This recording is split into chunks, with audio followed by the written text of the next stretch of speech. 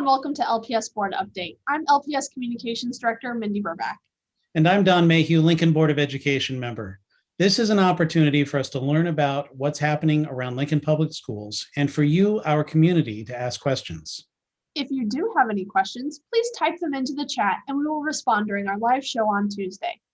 Today, we're going to meet a couple of our LPS scholars who have dedicated their time and energy to helping Lincoln Public Schools in improving our work in equity. Lincoln Public Schools continues to embrace equity, inclusion, and the value of diversity. We acknowledge that in schools across the country, including at LPS, the outcomes for all of our students are not equitable. At LPS, we will continue to identify and address practices that are contributing to these inequitable outcomes and work to eradicate racism. Helping us with this important work are Pete Ferguson, LPS Youth Development Team Coordinator, and two of our scholars, Deseree Chavez and Andrea Orozco Lopez. Thank you all for joining us. No, thanks for having us, Don. Pete, let's start with you. Your involvements include long-standing personal and professional community work with service organizations. This includes youth and adult leadership development, with many being aware of your work with area scholars and the coordination of the annual Martin Luther King Jr. Youth Rally and March. But you are working year-round with many different scholars from all over Lincoln Public Schools to help elevate their voices. One of those groups is the Lincoln Public Schools Scholar Multicultural Diversity and Equity Cadre, which also consists of a speakers bureau. First, please describe the work that you've been doing with this group. Awesome. Again, thanks, Don. I really appreciate it. And you'll get to hear from some gems of our district and Deseree and Andrea here in a moment. So, the work that I've had the opportunity to do is be involved with scholars that empower, elevate, and educate. And I have had that great fortune to just have that opportunity to hopefully provide some space, some opportunities. I think our overarching purpose is to provide insight and voice to oftentimes vastly underrepresented scholars on matters that directly and indirectly impact their peers and families and their educational journeys. I think ultimately what we want is to have scholar opportunities, scholar purpose, and honestly meaningful and intentional spaces that they can serve as that liaison kind of between the greater district, the scholar body, the district administration, our community organizations and offices that supports them and commits them to supporting oftentimes historically underrepresented groups. And so that for me has been truly a lifelong pleasure, but also just something that I think each and every scholar in our district deserves the opportunity to do. And unfortunately, we're in a district that provides those spaces and is open to having those lenses and those individuals at the table. Empower, elevate, and educate. I love that. Your group is also working on developing the next staff development module. First, talk for a second about what those staff development modules are. The principals work on those in each of the buildings every month. Is that correct? Right. Correct. Like I said, I like to call it the legs team. It's our equity. It's our Lincoln Public Schools equity group under the direction of Dr. Van Price, Walter Powell, who's our multicultural district administrator, and then myself get the opportunity to honestly channel what many in this district have done well before us, are currently doing, and after us into having us take additional looks at equity and having a critical eye on it. And so the scholars themselves, the modules are built to support, are built to provide resources, but also built to challenge in a way the system and some systemic practices to enhance, as Antoine Wilson said, is so every scholar can touch the floor and have those opportunities. And I think you're already kind of addressing that, but flesh that out a little bit. Why is it so important for our staff to hear from our students? Yeah, I think it's absolutely important because I think what oftentimes they're a consumer. They're the individuals, as we talk about going out into being ready for a global economy. And so I think what it is it's important that we have these modules and have supports and resources, and the scholars provide what kind of scholarly experience they not only want to have, but they should have. And so they're going to provide some insight. They're going to provide some grace, some support and resources in establishing what that scholarly experience should look like for them to go on to be successful in a global economy. Fantastic. Pete, thank you so much. Now I've got some questions for our scholars. Deseree and Andrea, I've got some questions for both of you. And I think what I'll do is kind of just go back and forth. Deseree, let's start with you. First, tell us a little bit about yourself, your purpose, where do you go to school, what are you involved in, and what are your future interests? My name is Deseree Marie Chavez, and I'm a senior at Southeast High School. I like to identify myself as a young, proud Hispanic Native woman. I was born and raised in Austin, Texas, and I moved here my freshman year of high school. And that included a huge lifestyle difference, which took some time to adjust to, although I learned to love Lincoln as my home. So I'm involved in a lot of equity groups, along with Pete, which I also want to thank him a lot for. I plan on attending UNL this fall, majoring in business administration and also going into law. I actually got a full ride into UNL, which I am super excited about and proud about. And for my purpose, I feel it's more about my passions. When I work with this equity work and just life in general, I ensure that the passion is there. And my intent is not only to educate others, but to also gain knowledge on anything I may be unaware of, and also seeing everything through different perspectives. I believe knowledge is power. I always say that. And the only way to do great work is to love what you do. So that's what I do, and that's what I plan on always doing. Lifelong learner, that'll serve you well. Thank All you. right, Andrea, same question for you. Tell us a little bit about yourself, your purpose, where you go to school, what you are involved in, and what are your future interests? Sounds good. So first off, thank you for the invitation to be here. My name is Andrea Rosca-Lopez. I'm a senior at East. I'm involved, I'm an ambassador. I do speech, mock trial. I was in TCA in the criminal justice pathway. I'm leading the work here at East with our own kind of equity cadre and seeing what we can do here locally at East. I'm in Key Club. I work a job and I also teach Sunday school.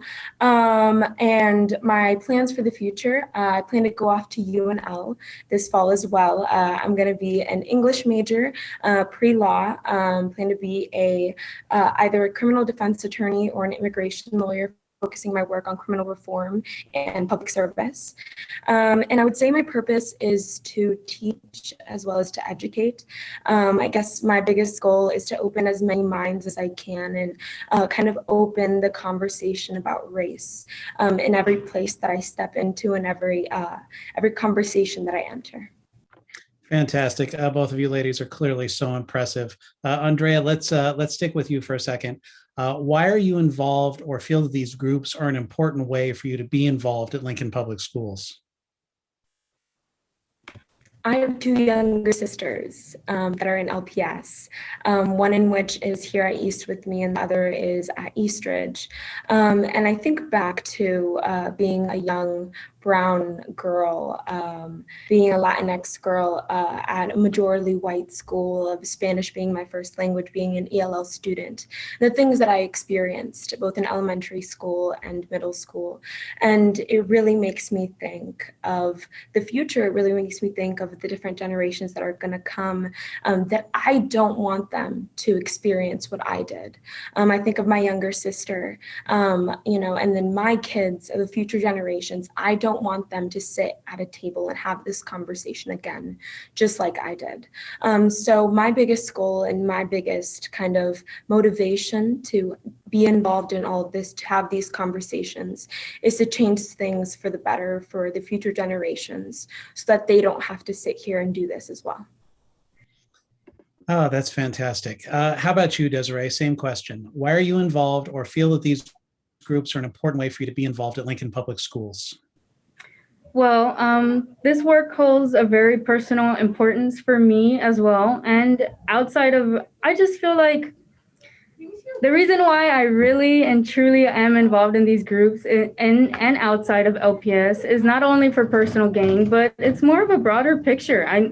Along with Andrea said, this work is being done for future generations to come. This work is being done for them. And we have a serious systematic racial injustice issue, not only in this community or state, but in this country.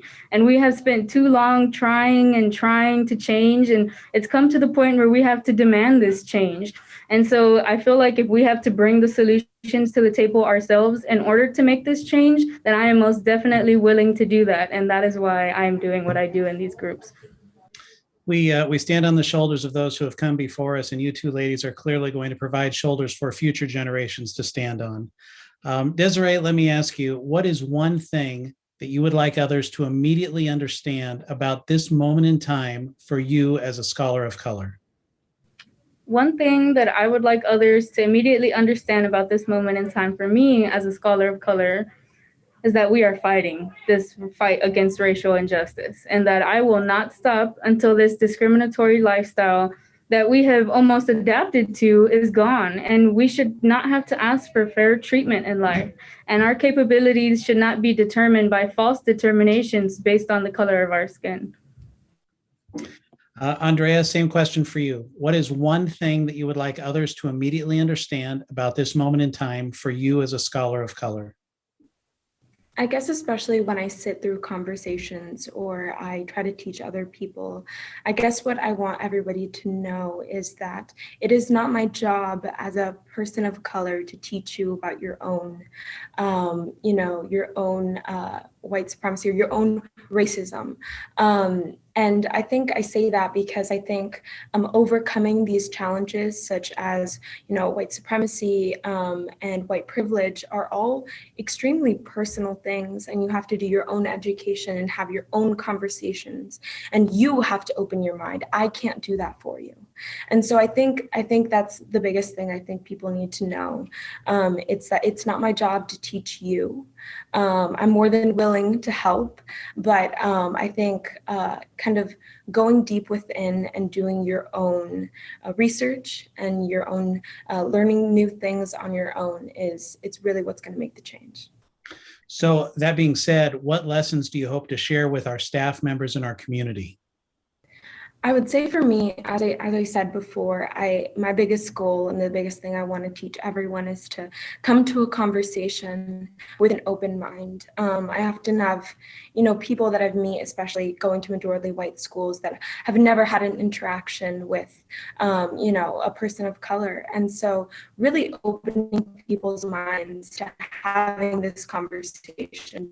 Because racism, a lot of people don't see it, which is why a lot of people don't believe it exists. And so being able to be open-minded when you're having an open mind when you're having these conversations, I think is really important. And also, as Deseree said, the value of knowledge, of being able to, learn from your peers and learn from others around you, I think are the biggest things that I think everybody should know, and what I'm trying. Deseree, same question for you. What lessons do you hope to share with our staff members in our community? Well, what I plan to share with our staff members and our community is, as a whole, you have an impact on our youth. And these fine scholars are the members of our new generation to come. And every educator and community member has a great influence on them. And I think we tend to forget about that at times. And, every single youth member of this community deserves that equitable education that we keep talking about. And I think this equitable education can definitely serve as a start towards the fight against racial injustice. And I also feel it should be known that we need to embrace our backgrounds and culture. We should not have to leave who we are at the door to be enough, because we are all enough just the way we are. Andrea, Deseree, thank you so much for joining us for this conversation. Thank you for the work that you do. You are clearly impressive, motivated young women, and I'm so glad for the chance to have been able to talk with you a little bit today. Pete, also to you, thank you so much for the work that you do and for joining us today. Thanks, guys. Don, what an amazing interview with a couple of our scholars, Deseree and Andrea. I can't wait to see what they do in the future and their work. And we've already seen a little bit of their work here this school year, and Pete and the work he's doing with our scholars. What an amazing interview that was today. They were so impressive, Mindy, so articulate and so forthright, just speaking from their hearts. And they were just sharing their perspective, their reality, and then saying what they were going to do to fix the world. Just very incredible young women. And a very important perspective. I think it's important that we hear from, I think they said, it's important that educators hear from our students and what they're experiencing. And so that's how we can further along the conversation. And I appreciate that. Me too. That was a fantastic conversation. All right. That's all the time we have for today. Our next Lincoln Public Schools board update will be live on Facebook Tuesday, March 23rd at 5 p.m. Just remember that you can submit your questions on our Facebook page or on our website, lps.org. Just click on the blue Contact Us button. And with that, thank you for joining us.